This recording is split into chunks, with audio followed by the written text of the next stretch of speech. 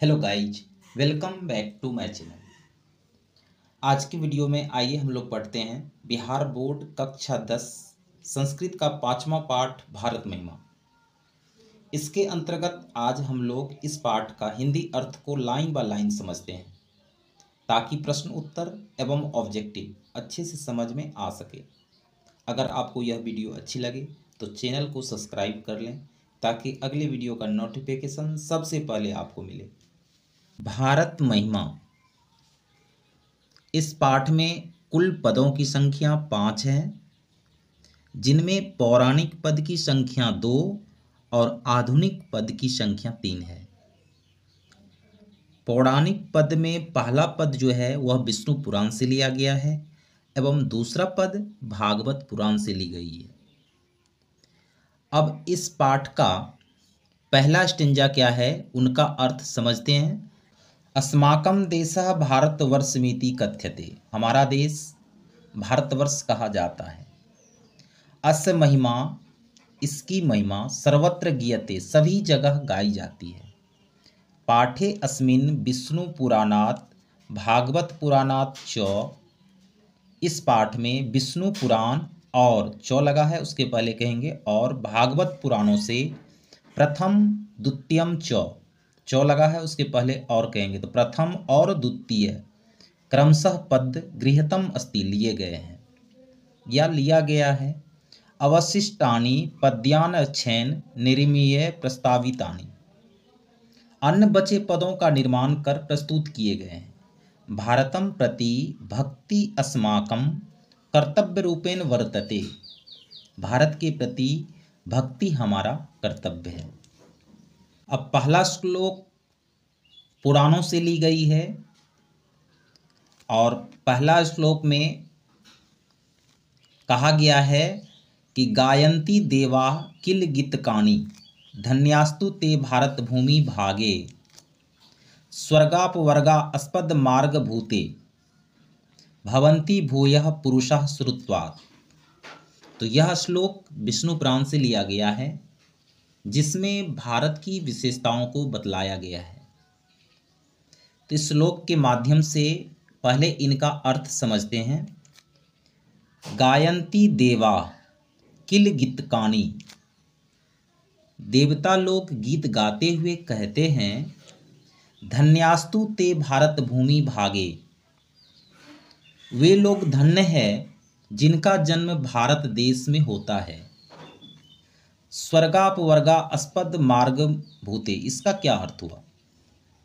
स्वर्गापवर्गा अस्पद मार्ग भूते, इनका अर्थ हुआ स्वर्ग और मोक्ष प्रदान करने योग्य। भवन्ति भूयः पुरुषः श्रुत्वात्।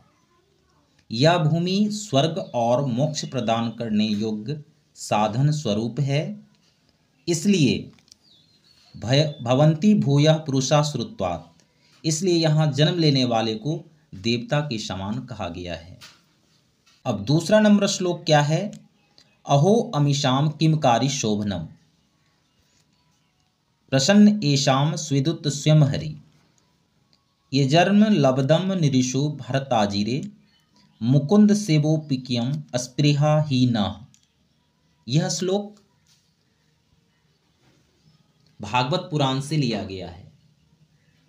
इसमें भारत देश की महानता के बारे में कहा गया है। अहो अमीशाम किमकारी शोभनम, यानी कि देवता लोग इस देश का गुणगान करते हुए कहते हैं, अहो अमीशाम किमकारी शोभनम, ईश्वर के द्वारा कितना सुंदर बनाया गया है। प्रसन्न एशाम स्विदुत स्वयं हरि। ये जन्म लब्धम निरीशु भरताजिरे, कि जिसमें जन्म लेकर मुकुंद सेवोपिक्यम, यानी कि भगवान की सेवा। मुकुंद सेवोपियम का अर्थ हुआ श्री हरि की सेवा के योग्य। अस्पृहाहीना, यानी कि जन्म लेना और भारत भूमि पर और स्वयं हरि के सेवा के योग्य बन जाना। तो इस स्टेंजा का क्या अर्थ हुआ कि अहो अमीशाम किमकारी शोभनम प्रसन्न एशाम विश्वद्युत स्वयं हरि। इसका अर्थ है देवता लोग इस देश के गुणगान करते हुए कहते हैं कि अहो ईश्वर के द्वारा कितना सुंदर बनाया गया है, जिससे मनुष्य भारत भूमि पर हरि के सेवा योग्य बन जाता है। मेरी भी इच्छा भारत भूमि पर जन्म लेने को है, अर्थात मुकुंद सेवोपियम स्प्रियाहीन, अर्थात जिस पर ईश्वर की कृपा होती है वही भारत भूमि पर जन्म लेते हैं। तीसरा श्लोक आधुनिकी है, अर्थात निर्माण किए गए हैं। इस श्लोक में क्या है? इयम निर्मला वत्सला मातृभूमि प्रसिद्धम सदा भारतम वर्षमेतत् विभिन्नाम जना जाति धर्म जाति प्रभेदे रिहेकत्वम भावम वहंतो वसंती। तो इस तीसरा श्लोक में भारत देश की विशेषताओं के बारे में कहा गया है। क्या है विशेषता? तो इयम निर्मला वत्सला मातृभूमि, हमारी मातृभूमि निर्मल है, स्वच्छ है, वत्सला ममतामयी है, प्रसिद्धम सदा भारतम वर्षमेतत्, यह भारतवर्ष हमेशा प्रसिद्ध है, विभिन्न जना मैंने विभिन्न व्यक्ति, धर्म जाति प्रभेदे विभिन्न धर्म जाति, रिहेकत्वम भावम सभी एक भाव से रहकर, बहंतो वसंती निवास करते हैं। तो इस प्रकार इसका क्या अर्थ हुआ कि यह भारतवर्ष प्रसिद्ध है। यम निर्मला वत्सला मातृभूमि प्रसिद्धम सदा भारतम वर्षमेतत्, यह भारतवर्ष प्रसिद्ध है। इयम निर्मला, यह क्या है? पवित्र है। वत्सला ममतामयी है। विभिन्न जना धर्म जाति प्रभेदे, यहाँ भिन्न भिन्न धर्म जाति के लोग भेद किए बिना, बहंतो वसंती एकता के भाव में निवास करते हैं या रहते हैं। 4 नंबर श्लोक है विशाला अस्मद्या धरा भारतीया सदा सेविता सागरे रम्य रूपा वने पर्वत निर्झरेभ्यो भूति बहंती भी से भी रेशाम शुभा चाप गावी। यानी कि विशाल अस्मद्या धरा भारतीय, हमारी जो भारत भूमि है वह कैसा है? विशाल है। सदा सेविता सागरे रम्य रूपा, हमेशा सागर के द्वारा सेवित है। कौन? हमारी भारत भूमि। इसके साथ साथ वन, पर्वत, निर्झर यानी झरना, बहती हुई नदियाँ, बहंती भी श्याम, शोभा चाप गामी यानी कि हमेशा सुशोभित है हमारी मातृभूमि। तो हाँ, इस प्रकार इनका अर्थ हम लिख सकते हैं, हमारी भारत भूमि विशाल है, मनोहर तथा बहुत सुंदर ऐश्वर्य वाली है। यह सागरों, वनों, पर्वतों, झरनों और बहती हुई नदियों से हमेशा सुशोभित है। तो 4 नंबर जो पद था, श्लोक था, इसमें हमारे पास क्या आया अर्थ निकलकर कि भारत की जो विशालता है और प्राकृतिक संपदा है उनके संबंध में प्रकाश डाला हुआ है।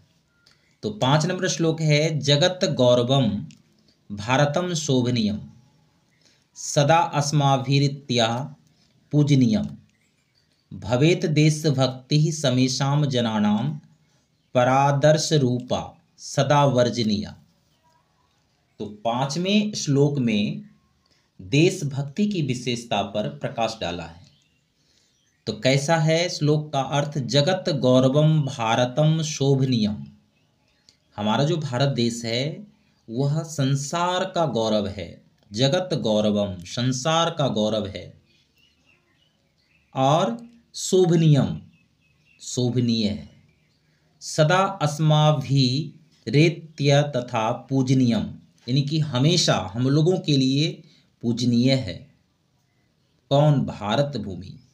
भवेत देशभक्ति समेषाम जनानाम, यहाँ सभी लोग, समेषाम जनानाम जिसका अर्थ हुआ सभी लोग, भवेत देशभक्ति हमेशा देशभक्त होते हैं, परादर्श रूपा यानी कि हमेशा आकर्षणीय होते हैं, सदा वर्जनीय श्रेष्ठ और आदर्श स्वरूप होते हैं।